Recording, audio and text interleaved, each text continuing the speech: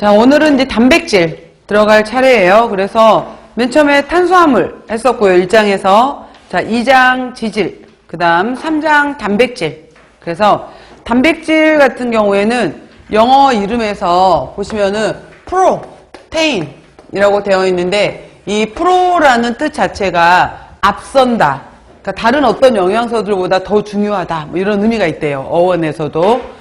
보시면은 1번 생명 유지에 필수적이다, 반드시. 그리고 체내 기능에 꼭, 뭐 다 필요했지만 지금까지 꼭 필요하다라고 했고요. 특히 이제 이 단백질이 또 중요한 것 중에 하나가 효소, 우리 몸의 효소, 그 다음에 호르몬 같은 경우에 우리 지난번에 지질에서 콜레스테롤을 베이스로 해서 만들어지는 호르몬 배웠어요. 성호르몬이랑 부신 피질 호르몬. 근데 이제 단백질을 또 기준으로 해서 만들어지는 호르몬의 대표적인 것이 인슐린, 글루카곤, 갑상선 호르몬, 이런 것들이 있어요. 그래서 인슐린, 글루카곤이 매우 중요하고요. 우리 몸의 면역력, 항체 때문에도 굉장히 중요해요. 또 우리가 근육에 있어서도 굉장히 중요하죠. 그래서 요즘에 이제 뭐 노화 때문에 굉장히 중요한 내용들이 많이 나오는데, 노화에서 에이징, 나이를 먹는다라는 건데, 노인들에게 있어서 운동의 중요성, 그 다음에 말하면서 근력의 중요성, 이런 게 나오는데, 이제 어느 노인내과 의사 같은 경우에는 근육 1kg에 해당이 되는 것을 대략 1,300만 원에서 1,500만 원까지 얘기를 하더라고요. 이런 거 시험 안 나와요. 근데 이렇게 말을 했던 이유가 뭐였냐면은, 근력이 충분하게 되면은 노년에 병에 안 걸리고 병원을 덜 가게 되는 비용이 결국은 이걸 아낄 수 있는 비용이다, 이렇게 환산을 하시더라고요. 근데 아무튼 이제 근력이 중요하다. 이 근력에 바로 단백질을 반드시 먹어야지 근육이 만들어지겠죠.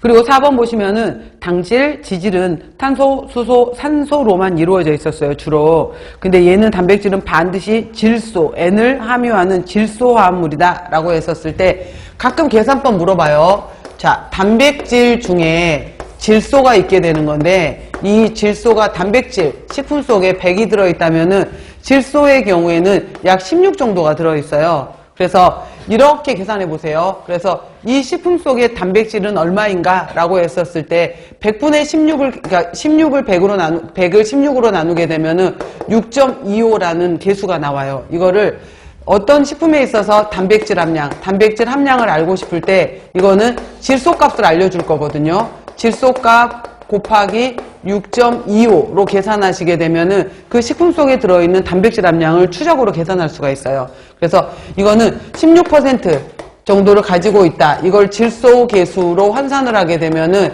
6.25라고 한다라는 계산식이 있는데, 제가 그냥 이거는 설명하기 편하게 나눈 것 뿐이에요. 그러니까 16%, 6.25 질소 계수, 이런 식으로 계산을 해 놓으세요.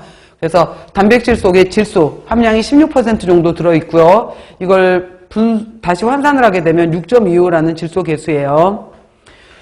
그 다음에 단백질이라는 것은, 이 단백질을 이루고 있는 가장 기본 단위는 아미노산이에요. 아미노산에 해당이 되는 건데, 이거는 식품화학 시간을 굉장히 중요하게 배우는데, 아미노산의 경우에 바로 카르복실기도 갖고 있고, 아미노기도 갖고 있고, 수소도 갖고 있고, 이 세 개의 물질을 공통으로 갖고 있어요. 그리고 이렇게 해당이 되는 여기 알기에 누가 들어가느냐에 따라서 이제 아미노산 이름이 붙게 되는 건데, 대략 20개 정도에 해당이 되는 아미노산이 있는데, 이것들이 펩타이드 결합을 통해서 단백질이라는 고분자 물질을 만들게 되는 거예요. 그래서 단백질의 기본 단위는 아미노산은 수십 개, 수백 개의 아미노산들을 통해서 만들어진 것이 바로 단백질이다라는 거예요. 이건 이제 식품학 시간에 자세히 중성, 염기성, 뭐 산성, 이러한 아미노산들에 대해서 배우실 거고요. 이제 여기는 영양학 시간이니까 자, 들어갈게요. 보시면 단백질의 기능 굉장히 중요해요. 단백질의 기능. 그래서 크게 보시면은 여기 제가 맨 앞에 나와 있는 순서대로가 중요한 순서라 그랬어요. 맨 앞에 1번부터가. 단백질의 기능은 바로 우리 몸 체조직을 성장시키고 유지시키는 데 굉장히 중요하다라는 거고요. 두 번째, 아까 말했던 것처럼 효소, 호르몬, 우리 몸의 여러 가지 생리활성 물질을 합성하는 데 중요하다라는 거고요.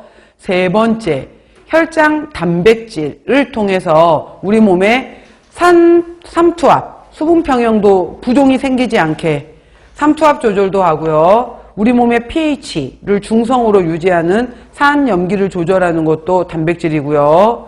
우리 몸에 필요한 영양소를 운반하는 것도 단백질이에요. 굉장히 중요하죠.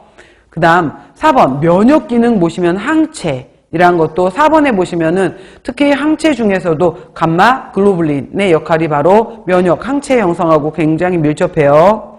그 다음에 여기까지가 주요 기능이고요. 그래도 안 돼 라고 하게 되면은 포도당 신생으로 넘어가게 되는데 이것까지 일어나면 안 좋은 거예요. 몸이 단백질이 분해가 돼서 포도당이 되겠다라는 건 몸이 안 좋다라는 거예요.